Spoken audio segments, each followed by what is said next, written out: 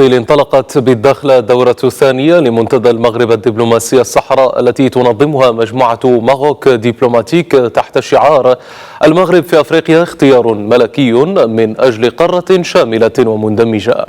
وتخصص دورة هذه السنة لأفريقيا وللمبادرات المتخذة من قبل المملكة لفائدة القارة وكذا لإنجازات الدبلوماسية المغربية. ويهدف المنتدى إلى تسليط الضوء على الدور الحاسم الذي تقوم به المملكة داخل أفريقيا كقوة رائدة قاريا ملتزمة من أجل التحرر السياسي والاقتصادي والتنموي للقارة. من الداخل روبورتاج عبد المولى بوخريس وفيصل أبروش.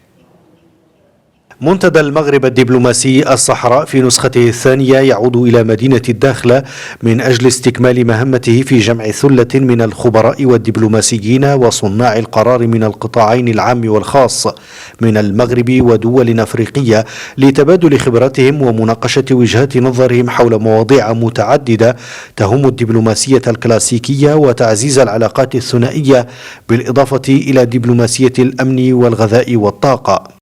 Le thème que nous avons choisi pour cette deuxième édition de Maroc diplomatique, c'est donc bien entendu الموضوع الذي جرى اختياره للدورة الثانية لمنتدى المغرب الدبلوماسي الصحراء هو الحضور المغربي في افريقيا وتعزيز المغرب لحضوره في القارة في سياق الرؤية الملكية للقارة الافريقية. Il y aura donc une série de débats, d'interventions. وسيعرف المنتدى عقد سلسلة من اللقاءات والمداخلات تتمحور حول الحضور المغربي في إفريقيا. ويجب الإشارة إلى أهمية هذا المنتدى الذي يعقد في سياق خاص تعرف فيه إفريقيا تنافسا قويا من جميع القوى الدولية.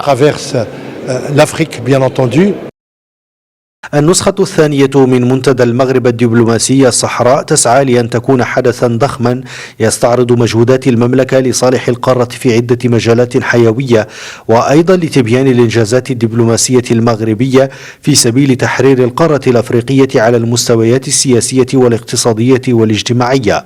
اليوم كتعرفوا التحولات والتحديات اللي كاينه عبر العالم، لا تحديات طاقية مائية مناخية وكذلك تحولات سوسيو اقتصادية اللي فيها الرأسمال البشري هو اللي غادي يحل هذه المشاكل كلها.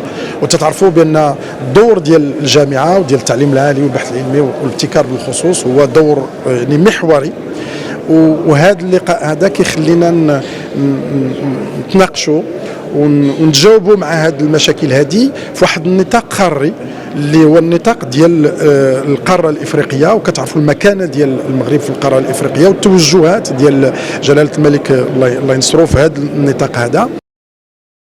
تدخلات المشاركين رفيعي المستوى بالمنتدى أجمعت على مواصلة المملكة لتأكيد هويتها الأفريقية المبنية أساسا على تبني دبلوماسية ثنائية ومتعددة الأطراف تسعى للتنمية المشتركة في قطاعات حيوية كالأمن الغذائي والطاقي.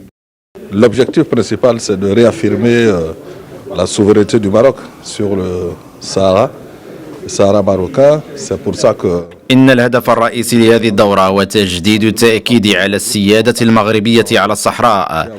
ونحن نشارك في هذا المنتدى بعد المشاركة في إعلان طنجة الذي دعا لطرد البوليساريو من الاتحاد الإفريقي. لأنه من خلال هذه الخطوة سيصبح الاتحاد الإفريقي أكثر مصداقية في قضايا الاستقرار والأمن والاندماج الاقتصادي. وهذا سيمكن الدول ذات السيادة والمصداقية بالاتحاد من العمل على مواضيع تهم القارة الإفريقية.